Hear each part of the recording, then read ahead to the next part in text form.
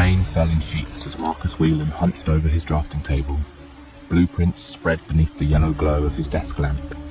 His calloused fingers traced the ventilation system of First National Bank. His design, his pride. A thin red line marked a shaft decommissioned in 2002, but never properly sealed, just wide enough for a desperate man. 3 sharp knocks shattered the silence. Mr. Whelan, police. The voice was calm, professional. Marcus opened the door to 2 uniformed officers. Behind them, barely visible in the downpour, a third man pressed a gun to his wife's temple. The lead cop's smile didn't reach his eyes. We need your expertise tomorrow night. Bound to a steel chair in a windowless warehouse, Marcus listened as the leader, a man who smelled of antiseptic and gun oil, laid out the plan. 2:47 a.m. The motion sensors cycle. The man's breath fogged in the cold air. You'll have exactly 4 minutes to disable the secondary alarm behind deposit box 217. A tablet flickered to life, showing Marcus's teenage daughter asleep in her dorm room. A black-gloved hand adjusted the camera to reveal a syringe on her nightstand. Fail, the leader said, and she wakes up to a very bad day. The kidnappers never spoke to each other, just sharp, bird-like whistles that made Marcus's skin crawl. Next morning at First National, Marcus forced a laugh at the security chief's joke. You look like hell, Whelan, the man remarked, sipping his coffee. Construction noise kept me up, Marcus lied, adjusting his tie. His eyes darted to the antique clock above the vault, the one covering the shaft's interior access point.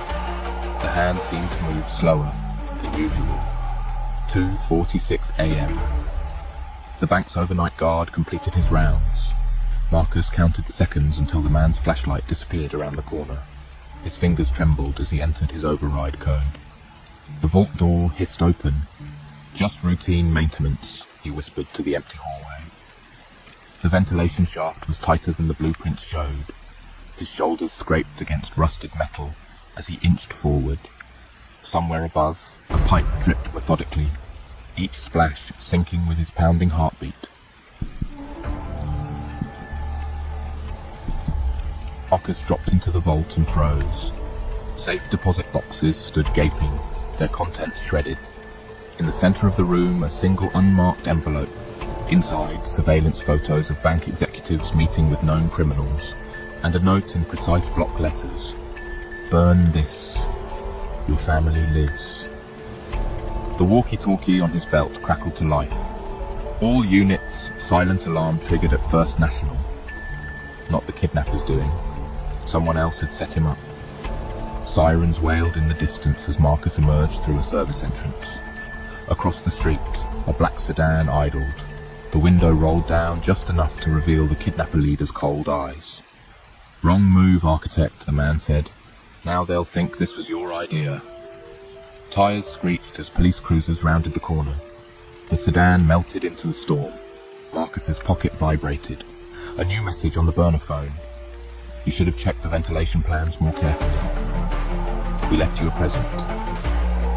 Dawn broke over the crime scene. Investigators swarmed the vault like ants. Got a match on the prints, Detective Alvarez said, holding up an evidence bag. Marcus Whelan's all over the inside of that shaft. Across town, Marcus watched news helicopters circle his burning house on live TV. The phone rang again. A distorted voice whispered, "The real vault wasn't for money. It was for secrets. And you just set them free." Smoke curled from the ruins of Marcus Whelan's home as dawn bled across the skyline. The burner phone in his pocket buzzed again, the same distorted voice. "Check your safety deposit box. Keys taped under the bus stop bench on 5th and Main." Across town, Detective Elena Vasquez studied the bank's security footage, freezing on a blurred figure near the service entrance. "That's not one of ours," her partner muttered. The timestamp read 2:46 a.m., 1 minute before Marcus entered the vault. Marcus pried open the deposit box to find a single yellowed blueprint. His own signature stared back at him from the corner, except he'd never seen this design before. The ventilation system had an extra chamber marked only with coordinates and the letters ES. shadow moved in the bank's reflection behind him. Marcus spun to see nothing, just his own hollow-eyed stare in the polished brass. Then a whisper from the vents. "They're watching you, Architect." The same bird-like whistle from the kidnappers. Detective Vasquez's phone rang at 3:17 a.m. "We've got another one," dispatch said. The night manager of First National floated in the East River, his pockets stuffed with shredded documents.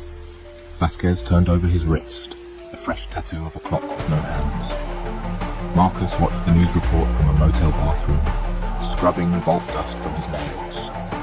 The reporters said possible suicide, but the camera zoomed in on the dead man's clenched fist.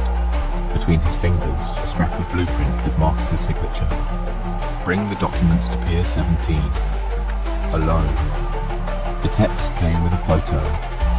Marcus's wife, gagged but alive in a shipping container. Rain slicked the abandoned docks as Marcus approached the container. A figure stepped from the shadows, Victor Salazar, the bank's CFO. "You were supposed to burn those," Salazar hissed.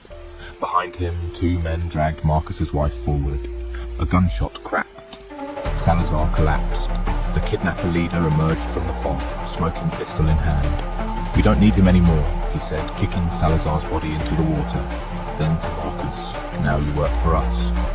Or she goes next." Marcus's fingers trembled as he input the coordinates from the blueprint.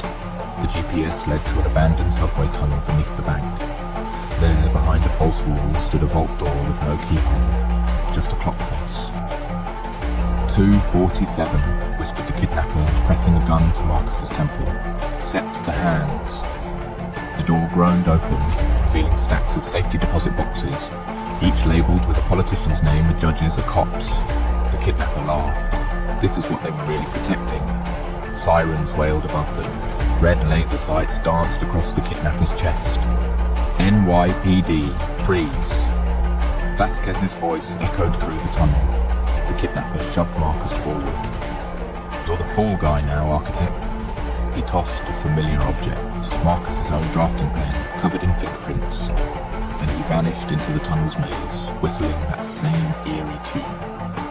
Handcuffed in the interrogation room, Marcus stared at Vasquez. "I didn't kill anyone," he rasped. "Then explain this." She slid a photo across the table. The river victim's autopsy report. Cause of death: poison from a drafting pen's ink reservoir. The door burst open. A uniformed officer whispered in Vasquez's ear. Her face paled. "We just found your wife," she said slowly, with a syringe in her arm, and a note. She turned the evidence bag toward Marcus. His own handwriting screamed from the page. "Now you see what happens when you talk."